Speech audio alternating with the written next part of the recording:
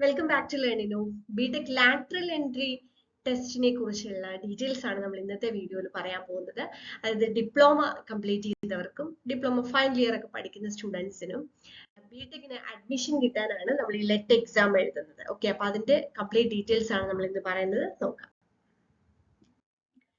Okay, so നമ്മൾ നേരത്തെ പറഞ്ഞ പോലെ തന്നെ ലാറ്ററൽ എൻട്രി എക്സാം എന്ന് പറയുന്നത് നമ്മൾ ഡിപ്ലോമ, ഡിവോക്, BSc ഹോൾഡേഴ്സിന് തേർഡ് സെമസ്റ്ററിലേക്ക്, അതായത് ബിടെക്കിന്റെ തേർഡ് സെമസ്റ്ററിലേക്ക് അഡ്മിഷന് വേണ്ടിയിട്ടുള്ള എക്സാം ആണ്. ഓക്കെ, അപ്പോൾ ഇതിൽ നമ്മൾ S1, S2 ഫസ്റ്റ് 2 സെമസ്റ്ററും കഴിഞ്ഞ് തേർഡ് സെമസ്റ്ററിൽ എത്തിയ സ്റ്റുഡൻസിനോടൊപ്പം ആയിരിക്കും ഇവർക്ക് അഡ്മിഷൻ കിട്ടുന്നത്. അപ്പൊ ഇതിൽ ആർക്കൊക്കെ ഈ എക്സാം എഴുതാം എന്നുള്ളതാണ് പറയുന്നത്. ഡിപ്ലോമ ഹോൾഡേഴ്സ്, അതേപോലെ തന്നെ ഡിവോക്, BSc ഡിഗ്രി കഴിഞ്ഞവർക്ക്. പക്ഷെ BSc എല്ലാ സ്ട്രീമിലും അല്ല, BSc നമ്മൾ മാത്സ് മാൻഡേറ്ററി ആണ്. അതിനകത്ത് നമ്മൾ ഈ ക്വാളിഫയിങ് എക്സാം പാസ്സായാലും അവർക്ക് പ്രത്യേകം കുറച്ച് ക്രൈറ്റീരിയസും കാര്യങ്ങളും കൂടെ ഉണ്ട്. അപ്പൊ അതെല്ലാം ഓക്കെ ആണെന്നുണ്ടെങ്കിൽ അവർക്കും ഈ പറഞ്ഞതുപോലെ ബിടെക്കിൽ നമുക്ക് S3യിലേക്ക് അഡ്മിഷൻ കിട്ടും. ഓക്കെ, ഇനി കൃത്യമായി നമ്മൾ എലിജിബിലിറ്റി പറയുവാണെന്നുണ്ടെങ്കിൽ ഇപ്പം ഡിപ്ലോമ കാൻഡിഡേറ്റ്സിനാണെന്നുണ്ടെങ്കിൽ അവർക്ക് 45% മാർക്സ് ഉള്ളവരായിരിക്കും. അതിനകത്ത് നമുക്ക് ചില കാറ്റഗറിയിൽ റിലാക്സേഷൻ വരുന്നവരുണ്ട്, അല്ലെങ്കിൽ 45% മാർക്ക് ഉള്ളവർക്ക് ഈ എക്സാമിന് അപ്ലൈ ചെയ്യാം. ഡിവോക്ക് ആണെങ്കിൽ, വൊക്കേഷണൽ ഡിപ്ലോമ ആണെങ്കിലും 45% മാർക്സ് തന്നെയാണ് അവിടെ പറയുന്നത്. അവർക്കാണ് ഈ ഒരു അഡ്മിഷന് എലിജിബിൾ ആവുന്നത്. ഇനി ഫൈനൽ ഇയർ സ്റ്റുഡൻസ് ആണെന്നുണ്ടെങ്കിൽ, ഇപ്പൊ ഡിപ്ലോമ ആണെങ്കിലും ഡിവോക്കിലൊക്കെ തന്നെ ഫൈനൽ ഇയർ സ്റ്റുഡൻസിനും അവർക്കും ഈ ഒരു ഇതിലേക്ക് അപ്ലൈ ചെയ്യാൻ അവരും എലിജിബിൾ ആണ്. ഓക്കെ, ഇനി BSc ഡിഗ്രി കഴിഞ്ഞവരുടെ കാര്യമാണെന്നുണ്ടെങ്കിൽ നമ്മൾ നേരത്തെ പറഞ്ഞതുപോലെ അവർക്ക് 45% മാർക്ക് വേണം. അത് കൂടാതെ ആ സ്റ്റുഡൻസിന് ഇപ്പൊ BSc സ്ട്രീം കഴിഞ്ഞവരാണെന്നുണ്ടെങ്കിൽ എഞ്ചിനീയറിംഗ് ഗ്രാഫിക്സും എഞ്ചിനീയറിംഗ് ഡ്രോയിങ് അല്ലെങ്കിൽ എഞ്ചിനീയറിംഗ് മെക്കാനിക്സും ഒക്കെ, അതായത് ഫസ്റ്റ് ഇയർ എഞ്ചിനീയറിംഗിന്റെ പ്രോഗ്രാം ആണ്, അവര് ഇത് സെക്കൻഡ് ഇയറിൽ ഈ പേപ്പേഴ്സ് കൂടെ ക്ലിയർ ചെയ്യണം എന്നുള്ള ഒരു ക്രൈറ്റീരിയയും കൂടെ ഉണ്ട്. അത് BSc-കാർക്കാണ്. കാരണം അവര് ഈ ബിടെക്കിന്റെ ഫസ്റ്റ് ഇയറിൽ വരുന്ന പേപ്പേഴ്സ് ആണ് ഈ എഞ്ചിനീയറിംഗ് മെക്കാനിക്സും ഗ്രാഫിക്സും ഒക്കെ.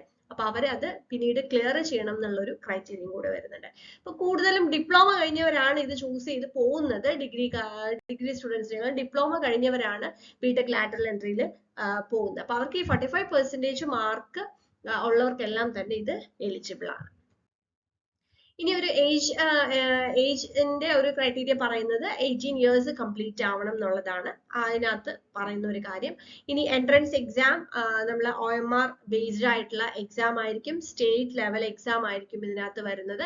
അപ്പൊ examination centres all over Kerala നമുക്ക് എക്സാമിനേഷൻ സെന്റേഴ്സ് അവൈലബിൾ ആണ്. അപ്പൊ ഇതിന്റെ നോട്ടിഫിക്കേഷൻ വരുന്ന സമയത്ത് നമുക്കത് അപ്ലൈ ചെയ്തിട്ട് എക്സാമിന് അറ്റൻഡ് ചെയ്യാനായിട്ട് പറ്റും.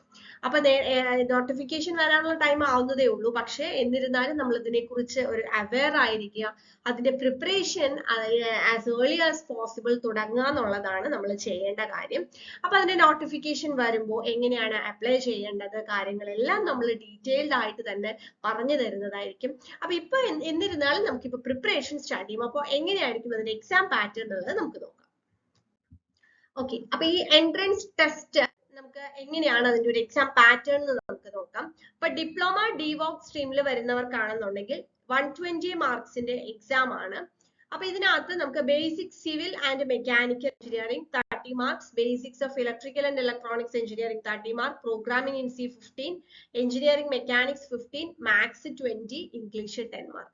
നോക്കൂ, അതായത് നമ്മൾ ബിടെക്കിന്റെ S1, S2 പഠിക്കുന്ന അല്ലെങ്കിൽ ഫസ്റ്റ് ഇയറിൽ പഠിക്കുന്ന സബ്ജക്ട്സുകൾ തന്നെയാണ് നമുക്ക് ഇതിനകത്ത് വരുന്നത്. ഇപ്പൊ basic civil, mechanical, electrical, electronics, programming C, engineering mechanics, maths, English. Okay, അപ്പൊ അതിന്റെ വെയിറ്റേജ് ആണ് എത്ര മാർക്കാണ് ഓരോ ഭാഗത്തു നിന്നുള്ളത് നമ്മൾ മനസ്സിലാക്കിയിട്ട് അത് പഠിക്കണം. ഇനി BSc-കാർക്കാണെന്നുണ്ടെങ്കിൽ മാത്സും ഫിസിക്സും കെമിസ്ട്രിയും പ്രോഗ്രാമിംഗ് സിയും ഇംഗ്ലീഷിൽ നിന്നും ആയിരിക്കും അവർക്ക് ക്വസ്റ്റ്യൻസ് വരുന്നത്. 120 മാർക്സിന്റെ ക്വസ്റ്റ്യൻസ് തന്നെയാണ്. ഇനി ഇതിന്റെ ഡീറ്റെയിൽഡ് ആയിട്ടുള്ള സിലബസ് അറിഞ്ഞു വേണം നമ്മൾ പഠിക്കാനായിട്ട്. അപ്പൊ അതിന്റെ സിലബസ് ഡിസ്കഷൻ നമ്മൾ സെപ്പറേറ്റ് ആയിട്ട് ഒരു വീഡിയോ ചെയ്യുന്നതായിരിക്കും. ബിടെക്കിന്റെ ഫസ്റ്റ് ഇയറിൽ വരുന്ന സിലബസ് തന്നെയാണ് നമുക്ക് ഏകദേശം ഇതിന്റെ സിലബസ് ആയിട്ട് വരുന്നത്. അപ്പൊ ആ സിലബസ് ബേസ് ചെയ്തുകൊണ്ടാണ് നമ്മൾ പ്രിപ്പറേഷൻ തുടങ്ങേണ്ടത്. നമ്മൾ ഈ ഒരു ലെറ്റ് എക്സാമിന് വേണ്ടിയുള്ള കോച്ചിങ്ങും നമ്മൾ പ്രൊവൈഡ് ചെയ്യുന്നുണ്ട്, ലെർണിനോ പ്രൊവൈഡ് ചെയ്യുന്നുണ്ട്. സോ ഇൻട്രസ്റ്റഡ് ആയിട്ടുള്ളവർക്ക് ആ കോച്ചിങ്ങിൽ ജോയിൻ ചെയ്യാം. നമ്മൾ ഓൺലൈൻ ആയിട്ടായിരിക്കും ക്ലാസ്സുകൾ, റെക്കോർഡഡ് ക്ലാസ്സുകളായിരിക്കും. അതുകൊണ്ട് തന്നെ ഇപ്പോൾ ഫൈനൽ ഇയർ സ്റ്റുഡൻസിനാണെന്നുണ്ടെങ്കിൽ നിങ്ങളുടെ ഫ്രീ ടൈമിൽ നിങ്ങൾക്ക് മുൻകൂട്ടി തന്നെ ഇതിനെ പഠിച്ചു തുടങ്ങാം, പ്രിപ്പയർ ചെയ്ത് തുടങ്ങാം. നമ്മൾ ലെക്ചേഴ്സും MCQസും ടെസ്റ്റ് സീരീസും ഒക്കെ നിങ്ങൾക്ക് പ്രൊവൈഡ് ചെയ്യുന്നതായിരിക്കും. സോ ഇനി ലെറ്റിന്റെ കൂടുതൽ ഡീറ്റെയിൽസ്, ഇപ്പൊ ഇതിന്റെ സിലബസ് ഡിസ്കഷൻ, നോട്ടിഫിക്കേഷൻ വരുമ്പോൾ അതിന്റെ ഡീറ്റെയിൽസ്, അതേപോലെ തന്നെ MCQ ഡിസ്കഷൻ കാര്യങ്ങളൊക്കെ നമ്മുടെ ഈ ഒരു ചാനലിൽ നമ്മൾ പ്രൊവൈഡ് ചെയ്യുന്നതാണ്. സോ നിങ്ങൾ ചാനൽ സബ്സ്ക്രൈബ് ചെയ്ത് കഴിഞ്ഞാൽ കൃത്യമായി നിങ്ങൾക്ക് അതിന്റെ എല്ലാം അപ്ഡേറ്റ്സ് കിട്ടുന്നതായിരിക്കും. Thank you.